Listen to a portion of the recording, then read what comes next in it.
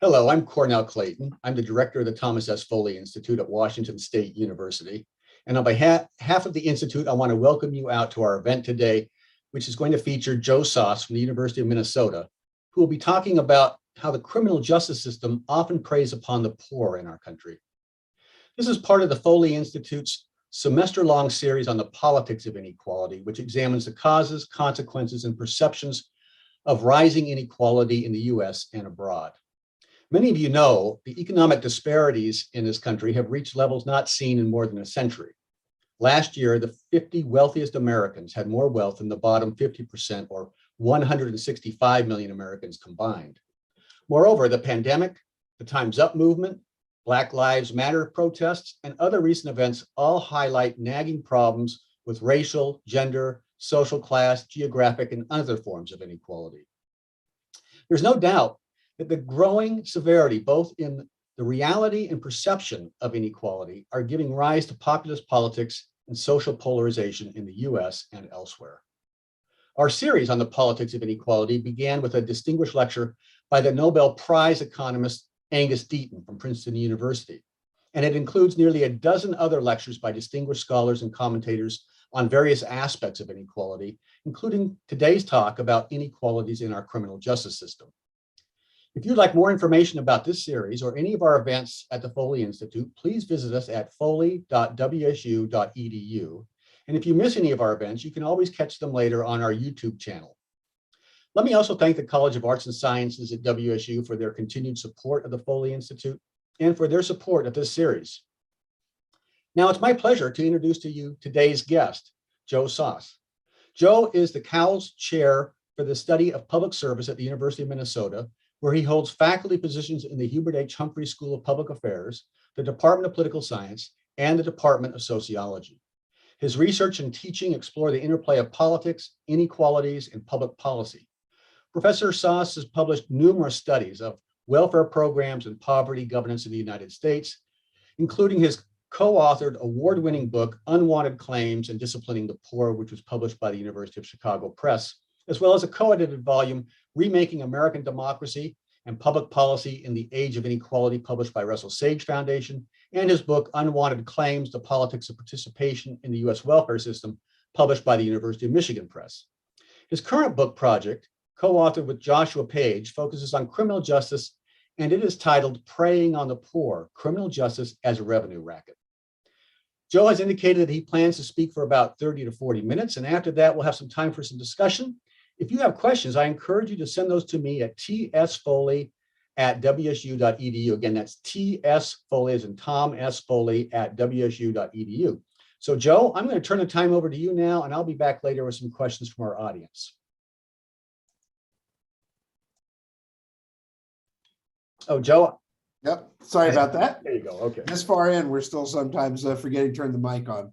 Thank you very much for the introduction, and thanks so much for having me. It's really a pleasure to be part of this tremendous series that you've had, and to get to talk to you today about some issues that I think are really pressing in our country right now. So without further ado, I'll jump right in. In March 2015, the U.S. Department of Justice reported that the city of Ferguson, Missouri, had been operating what amounted to a predatory system of government. Police were acting as street-level enforcers for a program that used fines and fees to extract resources from poor communities of color and deliver them to municipal coffers. Now, three features of this regime stood out.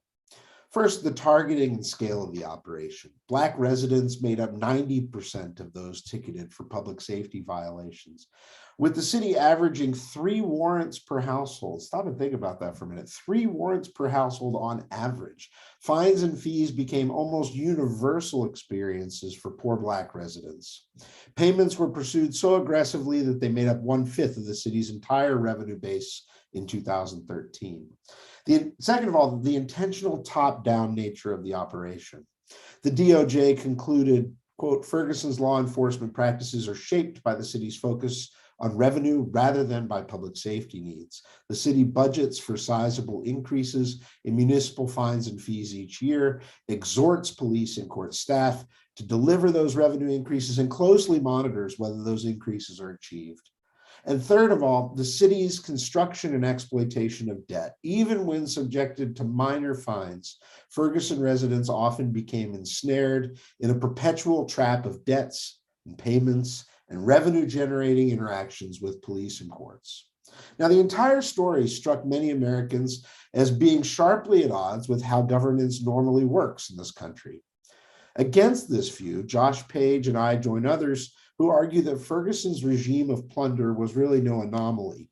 Instead, it reveals a complex of criminal legal practices that's widespread and worthy of far more critical analysis and political engagement than it's received.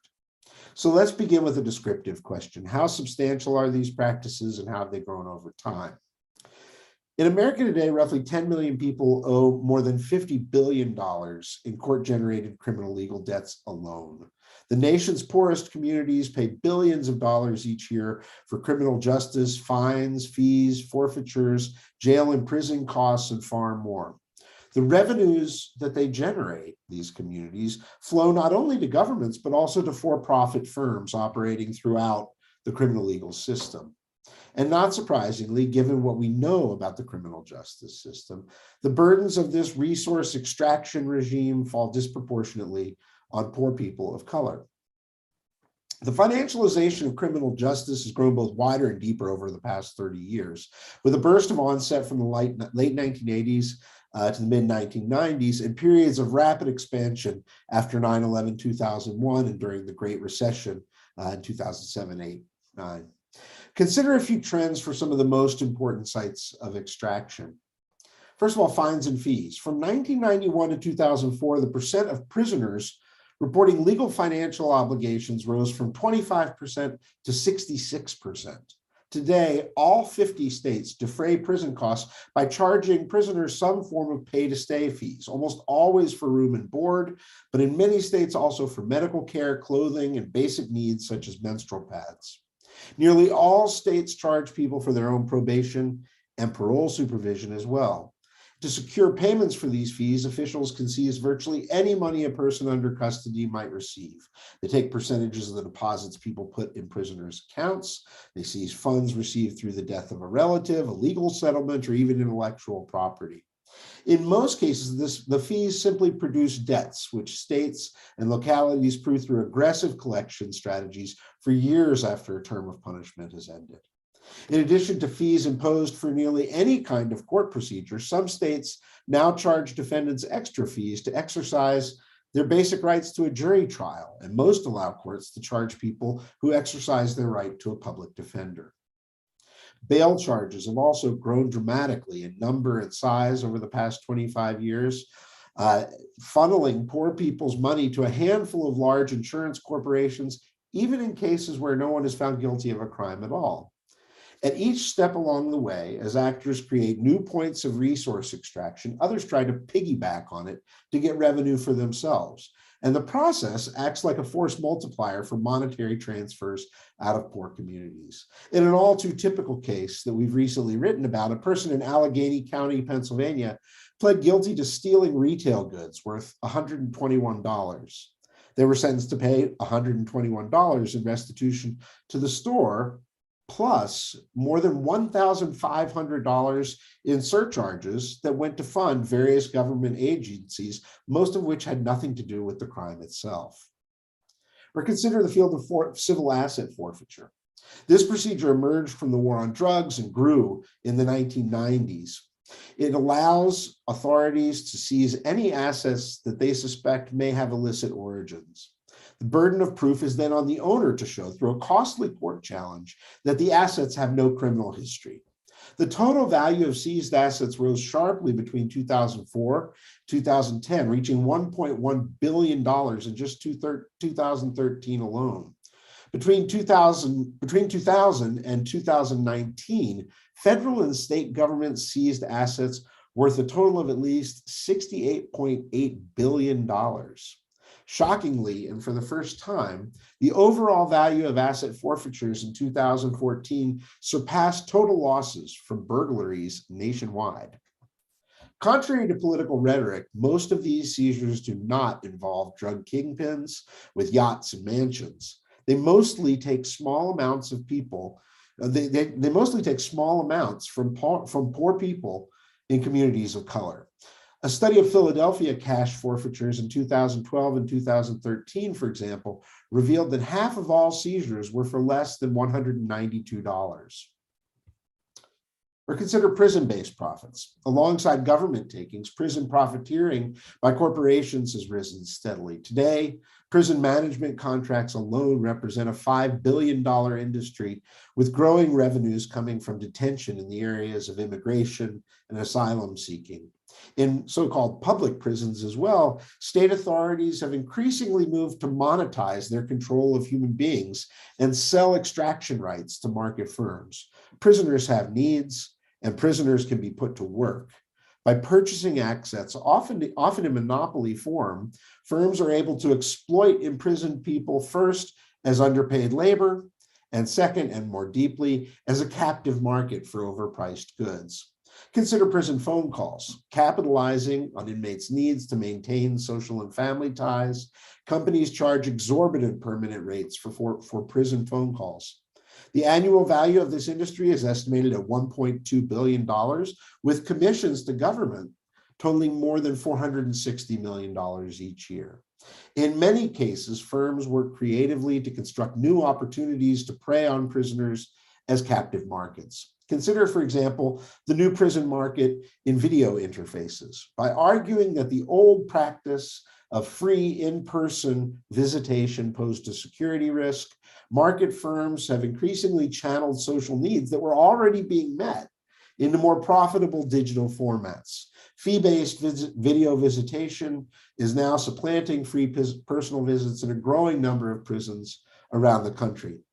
The same process is now underway for reading, with states beginning to ban book donations to free prison libraries, which have a very long history in the United States, and forcing prisoners to purchase ebooks and tablets to read them on instead.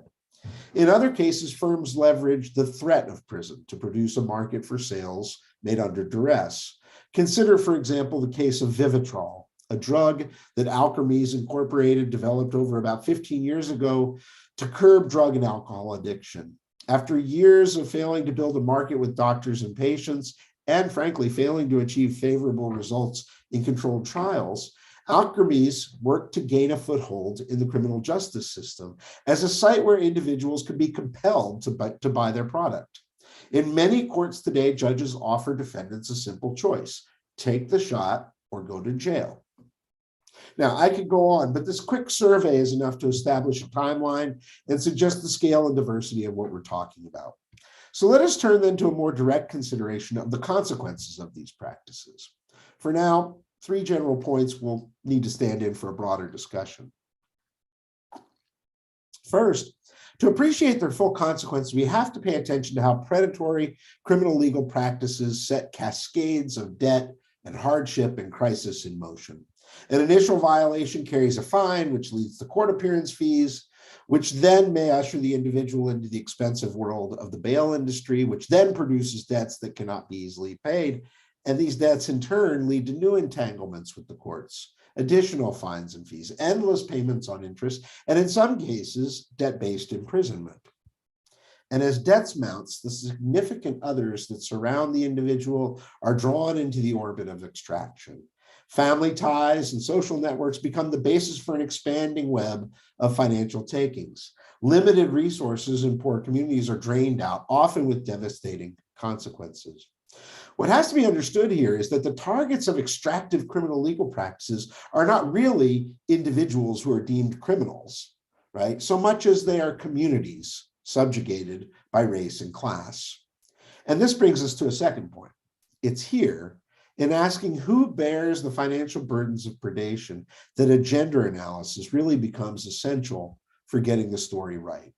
Although men of color are disproportionately targeted by our criminal justice system, it's most often women, and especially women of color, and especially older women of color, who shoulder the financial burdens. Roughly 1 in 4 women in the US have a family member in prison, a number that rises to about 44% among Black women. And women make up an estimated 83% of family members, covering costs for incarcerated populations. It's typically women who co-sign the bail contracts and wind up on the hook, who cover the fines and fees and prison charges while men are imprisoned, and so on. Among families trying to maintain contact with a prison inmate, an estimated 1 in 3 goes into debt. And in states such as Florida and Wisconsin, the unpaid criminal justice debts of ex-prisoners who die are then transferred to their families. Payments on these debts leave many women unable to keep up with living expenses, including food, utilities, and rent, and often play a role in pushing families toward eviction.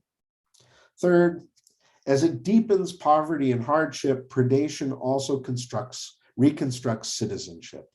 In the US today, criminal legal authorities engage some Americans as equal citizens, deserving of protection, service, and justice, while mining others for dollars and subjecting them to ongoing debt-based social control.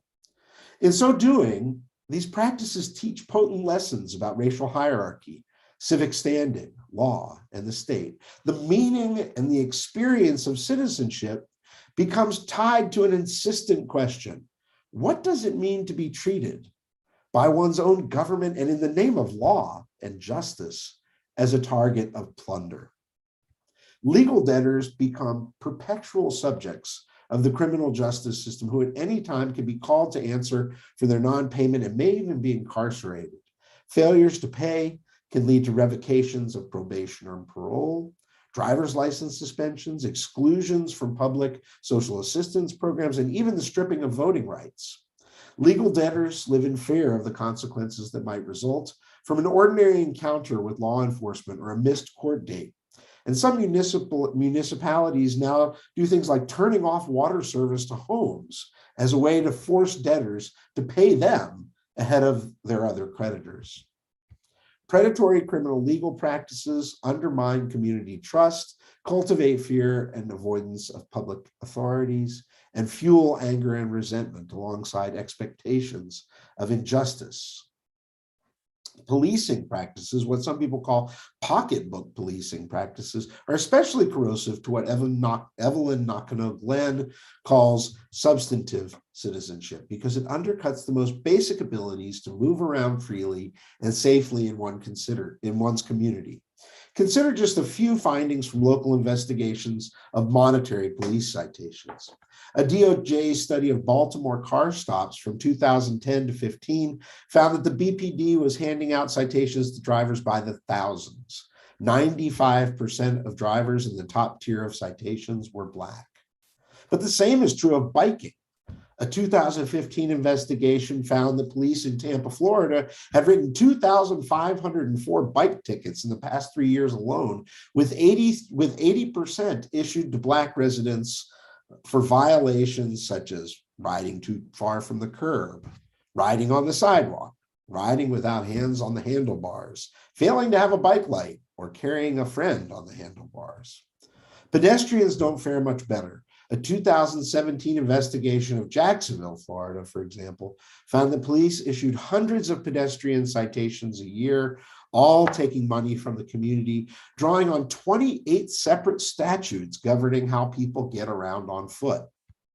In many cities, fines of this sort have become standard operations that manage and discipline the ordinary comings and goings of people in targeted communities, and in many ways distort and in some ways shrink public space itself.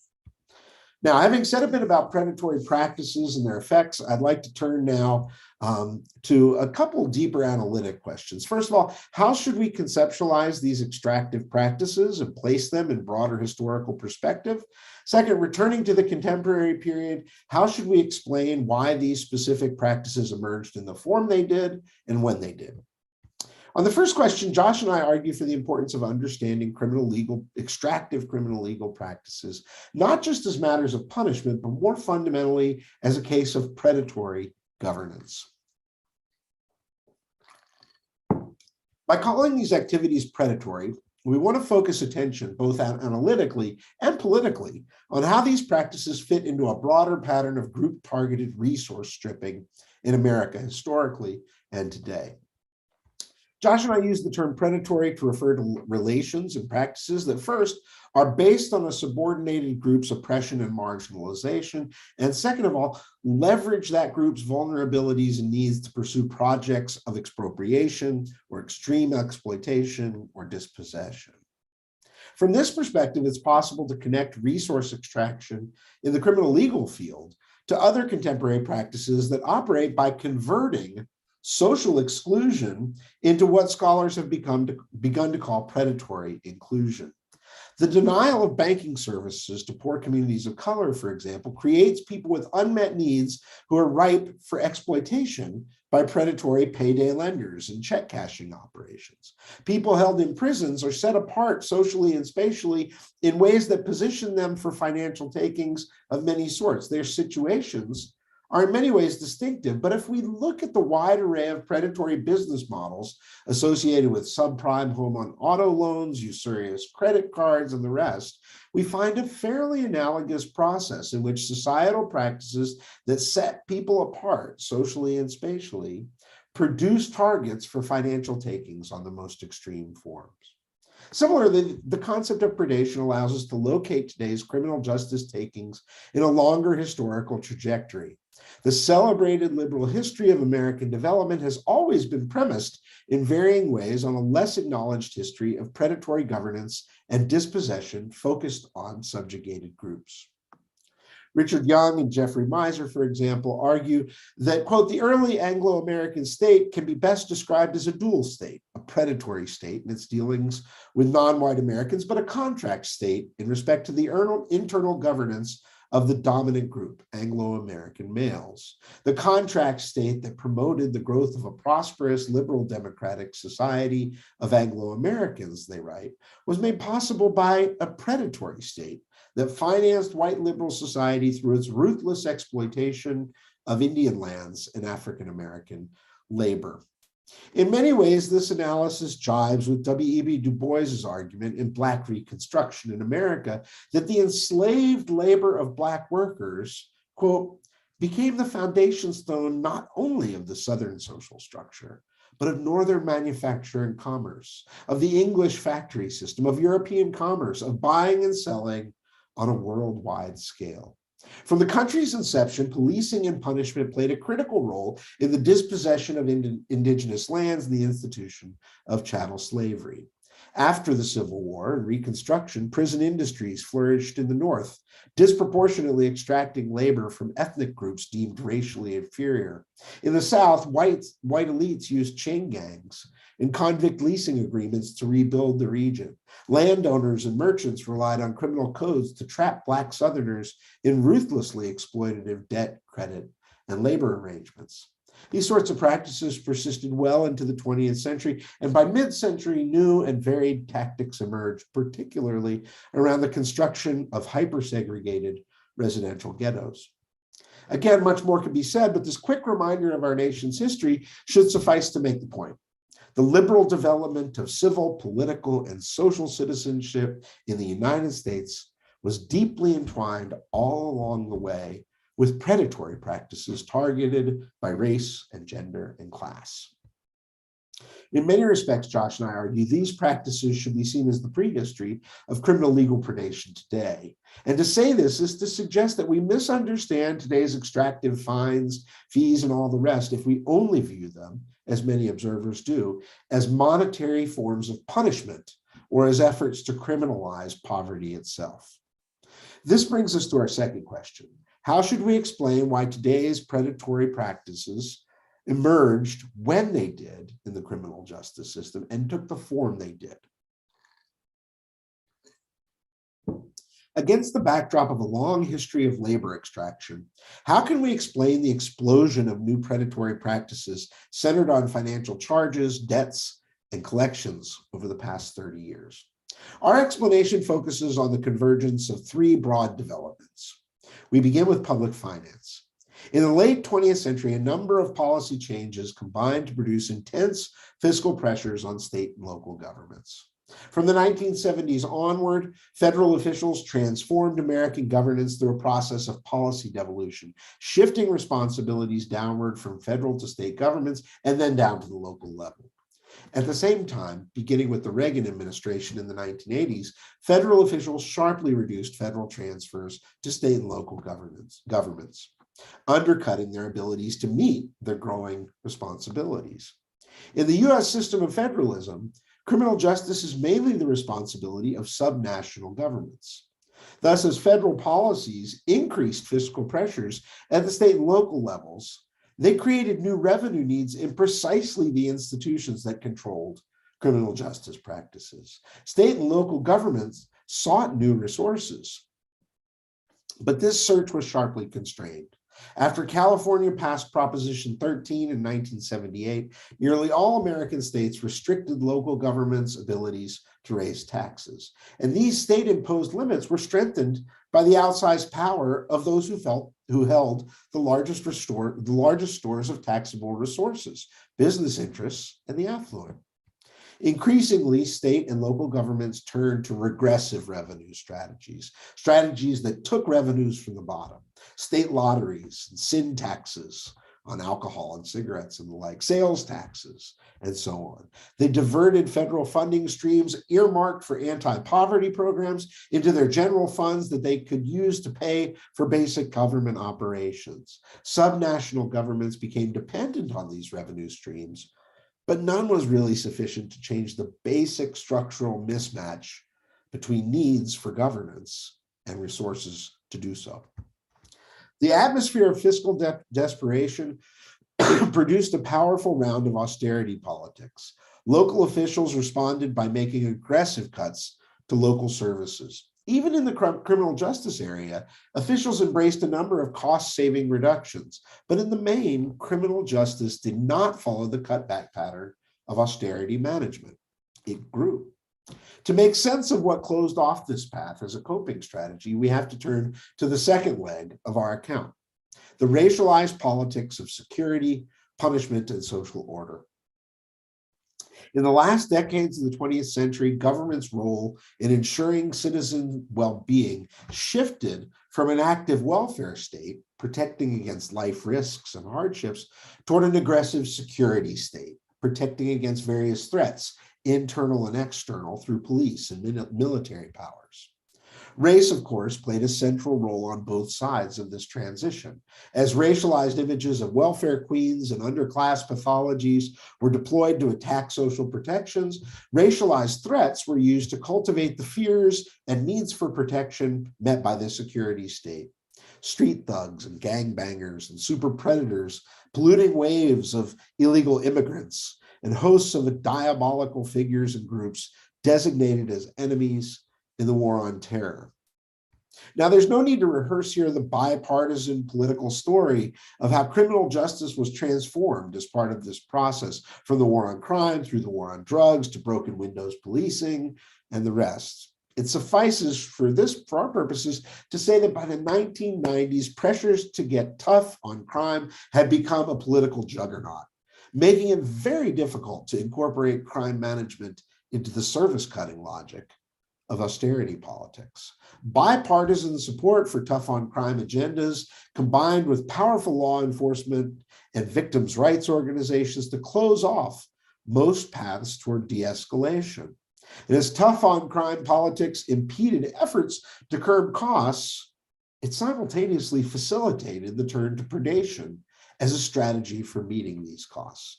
Get tough political pressures and discourses fueled and legitimated the conversion of criminal justice operations into sites of revenue generation. In the name of getting tough on crime, officials created new violations, added fines, and raised fine levels. In the name of protecting taxpayers from a further fleecing at the hands of criminals, they piled up fees of all sorts, from pretrial through court appearances and on to probation and parole. In the name of public safety, they expanded the scope and size of imposed financial bail obligations. In the name of an aggressive war on drugs, they developed asset forfeiture procedures to seize cash and goods suspected to have illicit origins, and on and on. To many desperate public managers, these actions appeared to offer a win-win, a meeting of virtue and necessity. They were getting tougher on criminals. They were pursuing public safety more vigorously, and they were meeting the community's significant fiscal needs, all in one swoop. An institutional perspective is helpful here for explaining as well the distinctively financial turn in criminal justice predation since the 1990s. From slave patrols to convict leasing and beyond, criminal legal codes and practices in the US have predominantly supported labor extraction. The significant change after the 1980s was a shift in relative emphasis toward financial extraction, which now blossomed beyond any previous experience. Part of the explanation for this shift, we argue, lies in the growth of institutional capacity, the construction of a sprawling system of policing, adjudication, and punishment.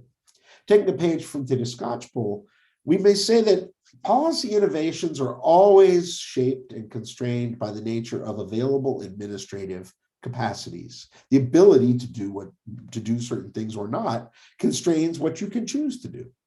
Labor supply is something poor communities offer in abundance, and local public and private interests can benefit from, even in modest amounts, even just 20 workers from the local prison for a farm. The comparatively small criminal legal institutions of earlier eras were quite capable of meeting these sorts of needs in local jurisdictions. By contrast, in poor communities, small amounts of financial resources are spread across large numbers of people. As a result, financial extraction has to occur at a very high level of scale to generate meaningful revenue streams for public and private institutions of any significant size. From this perspective, even the local finance crises of the 1970s happened too early for direct financial extraction to work at a sufficient level of scale. The upward spiral of policing and incarceration was at the time just getting underway. But by the late 1980s and all the more in the 2000s, the necessary administrative capacities were in place. Massive criminal legal institutions, world historic size, right, were now in place. They were bolstered as well by a range of new technologies that turned financial extraction from poor communities into a viable and highly lucrative possibility. And of course, by this time, what state and local public managers were desperate for was not labor, as we saw earlier, it was finance. They had powerful motives to extract financial resources, and with the rapid growth of administrative capacities, they now had the means as well. Finally, growing fiscal pressures and tough on crime politics coincided with a third key development, the privatization of American governance. As criminal justice expenditures grew, corporations were presented with attractive new opportunities for investment. Their entry shaped the trajectory of predation in multiple ways. As for-profit actors flooded the field, they brought along their conventional revenue maximizing focus that is common among corporations and shareholders. These actors also changed power dynamics in the field, filling policy networks with well-heeled advocates for payment-centered innovations that were often brokered to include kickbacks to government agencies that desperately needed the revenue. State and local officials increasingly moved through a revolving door between public and private institutions, serving, for example, as head of a state's Department of Corrections, and then as a top executive for a prison company, and then sometimes returning to government after that. Corporations flooded local elections with contributions that community groups had no capacity to counter. They hired established insiders to lobby for them and pushed hard to expand the reach of extractive operations. In many ways, this process operated as a classic political science story of policy feedback and changing scope and bias. New policies drove expansions of policing and punishment. The new operations and expenditures that drew new revenue-focused actors to the field, and as the entrance of these actors changed the scope of combatants in the field, it also shifted the bias of power relations.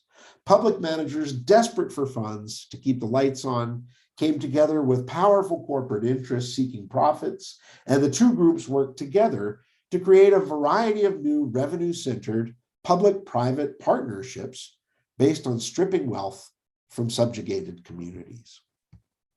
Well, I've covered a lot of ground and spoken for a while now, so I'll end with some brief comments on resistance and the prospects for meaningful change.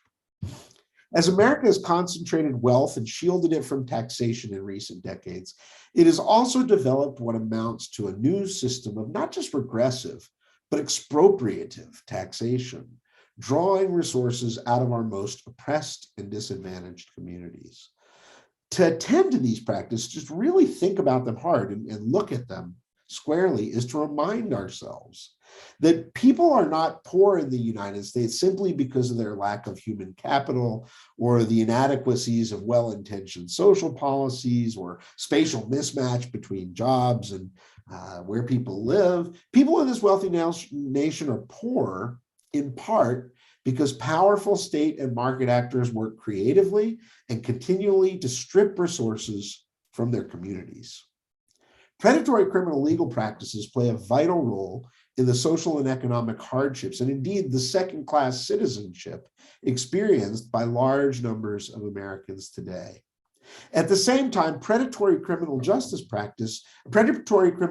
revenues subsidize public services, pay for middle-class jobs and businesses and governments, and lessen the tax burdens of advantaged citizens.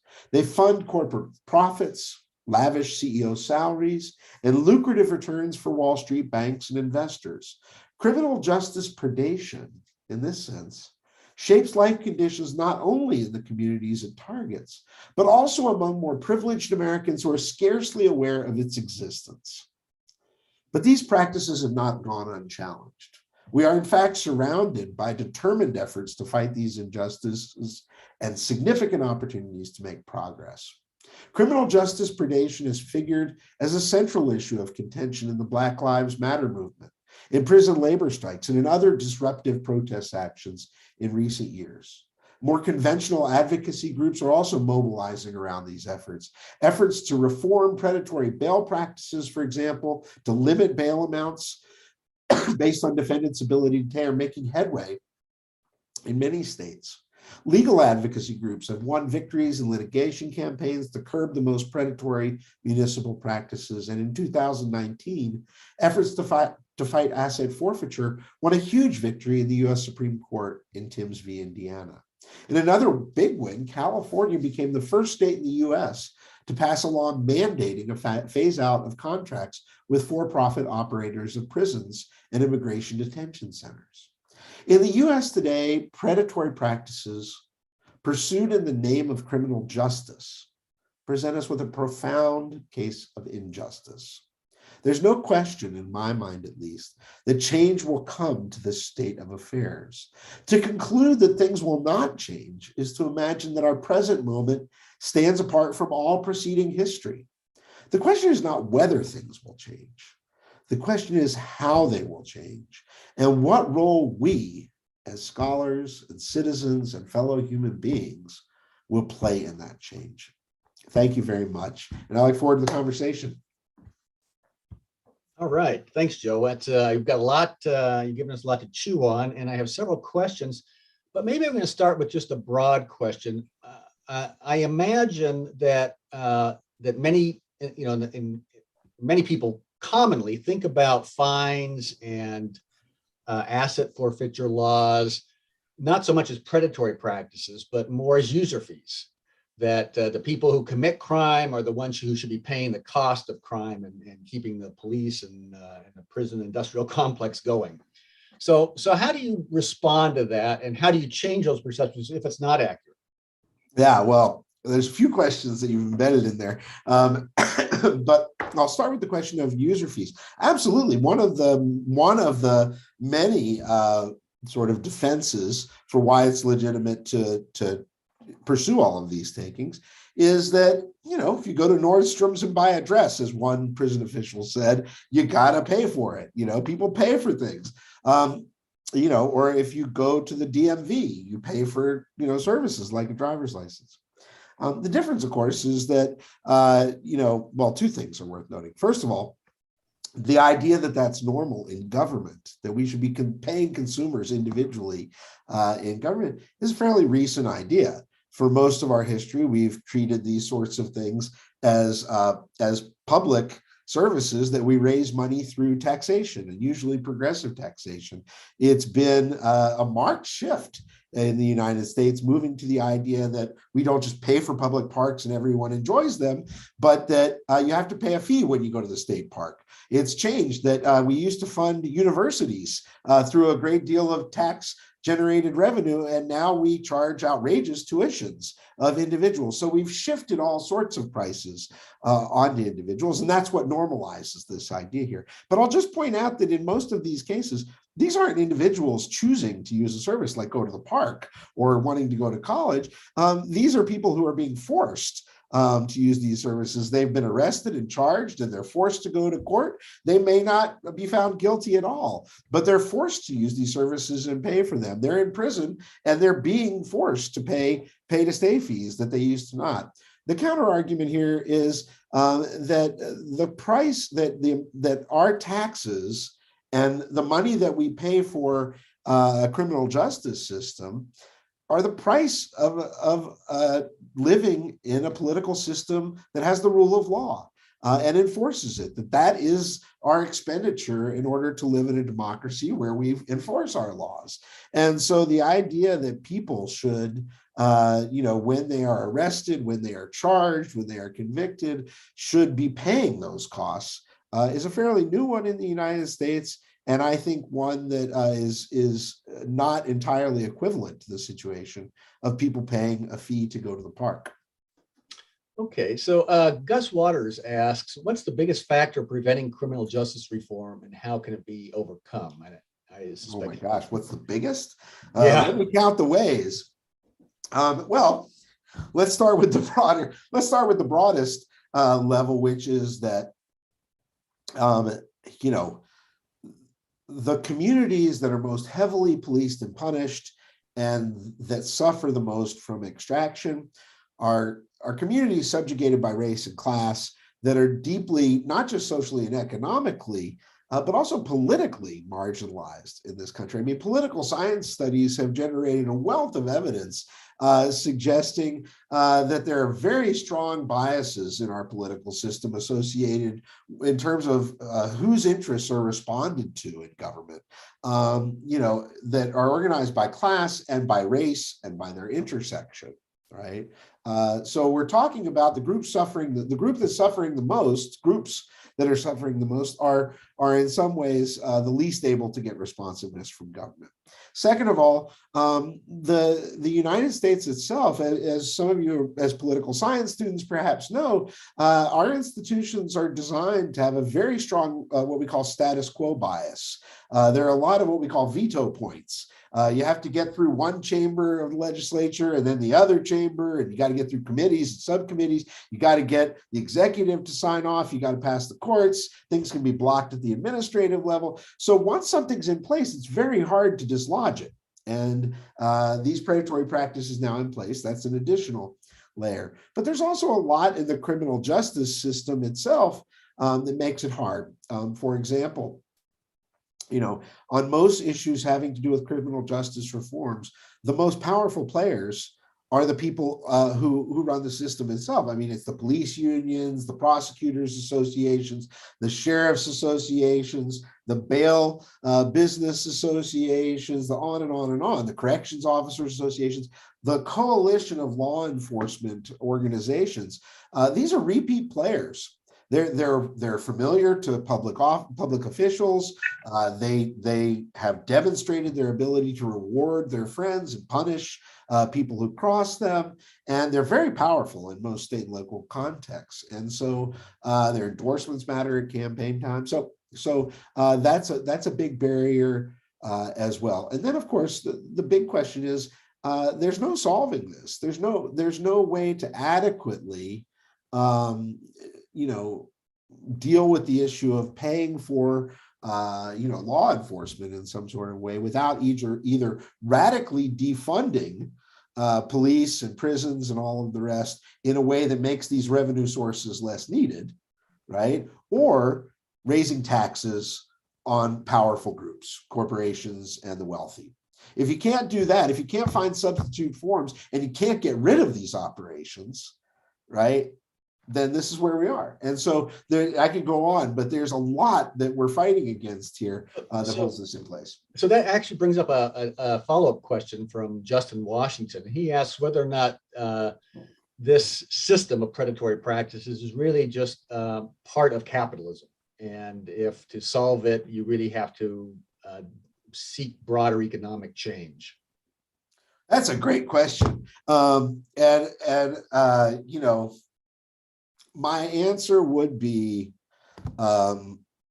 no and yes. You know, the simple answer, in some ways, the easy answer is to say, look, the most of the practices I'm talking about didn't exist 35 years ago and hadn't existed before that. It's hard to say that they're necessitated by capitalism in some way, even necessitated by our own stage of capitalism. We have capitalism in many places in the world that don't, you know, exhibit these practices. So, you know, it's hard to say it's necessary in that way. On the other hand, I don't think that you get I don't think you get the abolition of predatory criminal justice practices, not necessarily criminal justice as a whole, but of these practices. I don't think you get that without changing the configuration of how states and markets work today. The yes part, especially though, I would say, is we don't have any experience in this country of a criminal justice system that hasn't served predatory projects of capital accumulation. I mean, that whole history I described of slave patrols and chattel slavery, right? The military policing operations that supported and enacted indigenous dispossession, the convict leasing system, the prison industries, and the chain gangs that rebuilt the South after Reconstruction and Civil War. You go on and on and on. Criminal justice institutions in the United States have always been central to these kinds of extractive practices within a configuration of what scholars today increasingly talk about as racial capitalism, right? Racially organized forms of capitalism, which are the only forms of capitalism we've known. So in that sense, I think we absolutely have to talk about that big picture, and you're very correct to raise it. So that actually raises another interesting question. One of our YouTube viewers asks, and that's, do you see any difference between red and blue states in terms of their predatory practices? You know, is this something that, you know, is more endemic with one party as opposed to the other party? Do you see it across the board? There's a lot of variation here, but I would not say that it, you know, tracks closely, you know, sort of red versus blue, Republican versus Democratic.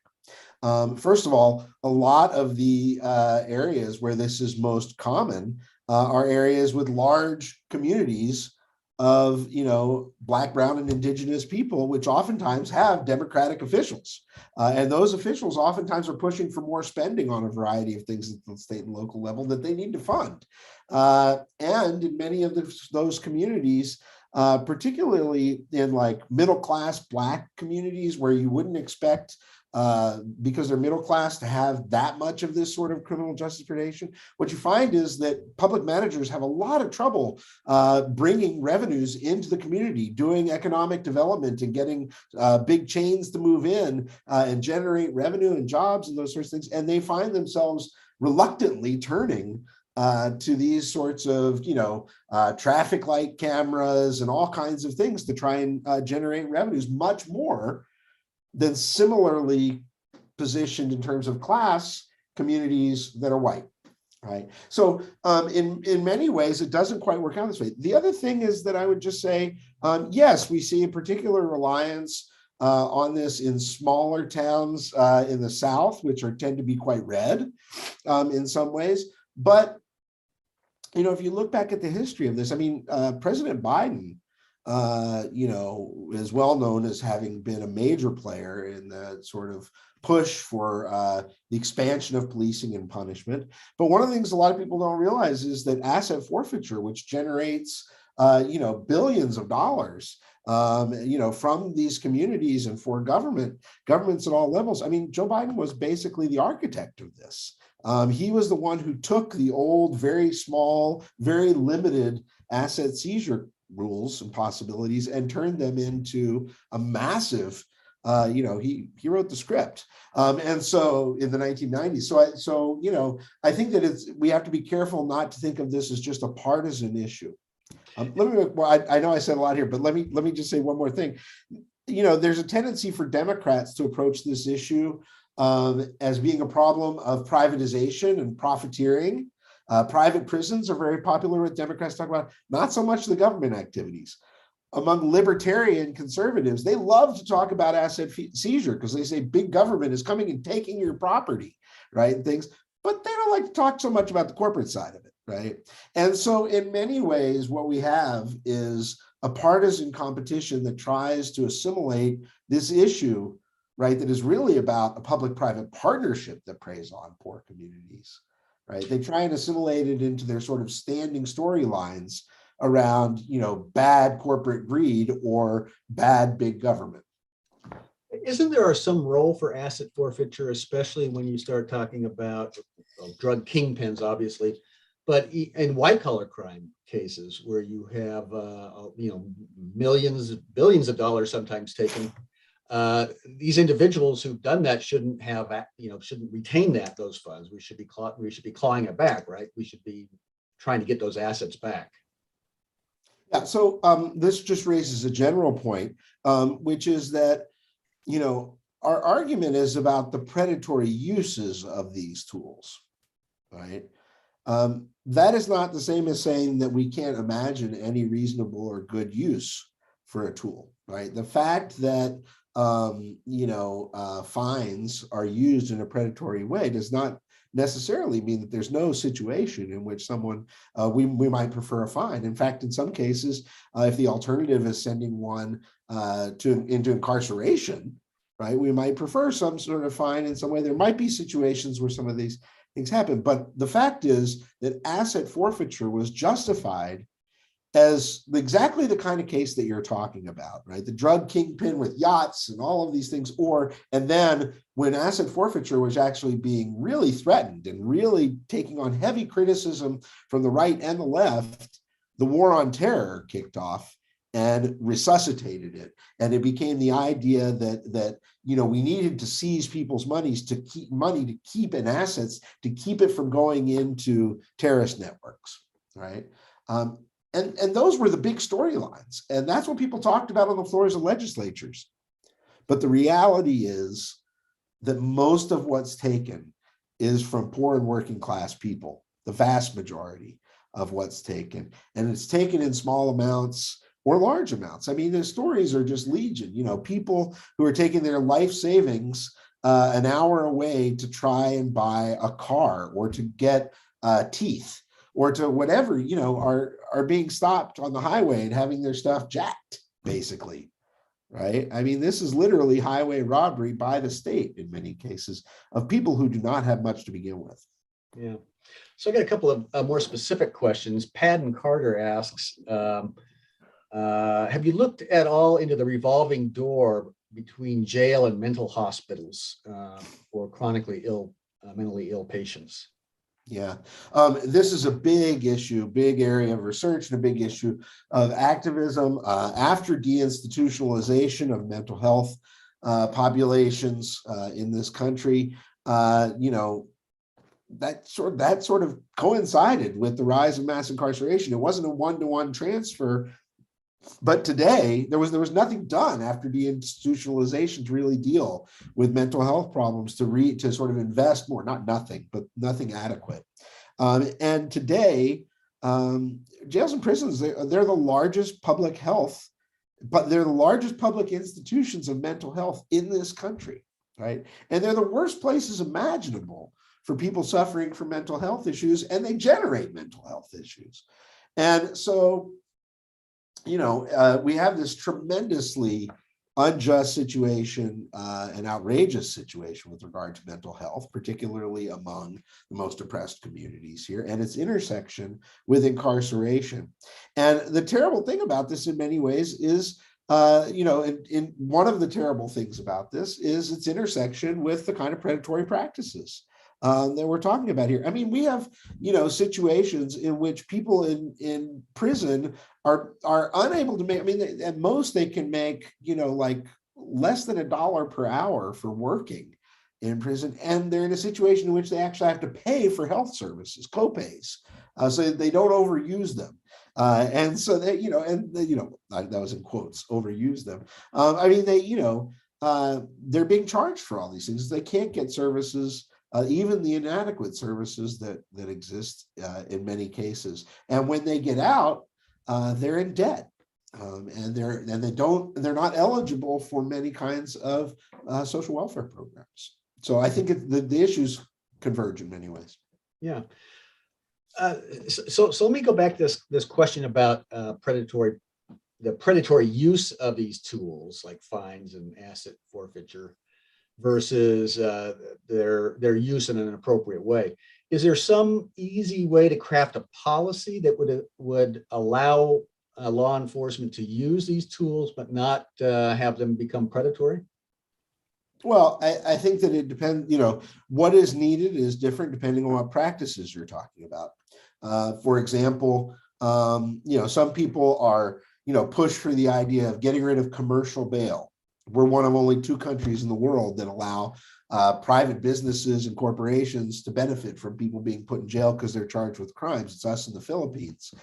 Nowhere else uses that system. And many Democrats, especially, and liberals and progressives favor moving with it. The problem is that where we have moved away from commercial bail, governments have been perfectly happy to charge prices, and make that money instead. And so what we really need is the abolition of financial conditions of bail. And there's ample evidence from around the world that financial conditions of bail don't do much. There's really no reason for them to be financial. There are lots of other ways to get people to come back to court. People don't avoid going to court that much intentionally, to be honest. They sometimes miss their court date and have to be rescheduled. But very few people decide to flee and spend their life on the run rather than go to court for, the vast majority of charges that we have. So that's an area where we just simply need to do away with the financial aspect of it. We need to simply do away with certain types of profiteering and contracts with private corporations to run various kinds of services and to do certain that just needs to end. And we need to change the public funding of a number of these things. I mean, like, for example, ankle monitors today, right, allow people to not be in jail. Or prison in some cases, but we fund them by charging people outrageous amounts of money to wear these ankle monitors, right? There's no reason for that, right? It's just simply a matter of saying that, yes, if a person's going to be, under an agreement in which they're at home and they wear an electronic monitor, that's paid for, right? We just stop charging them.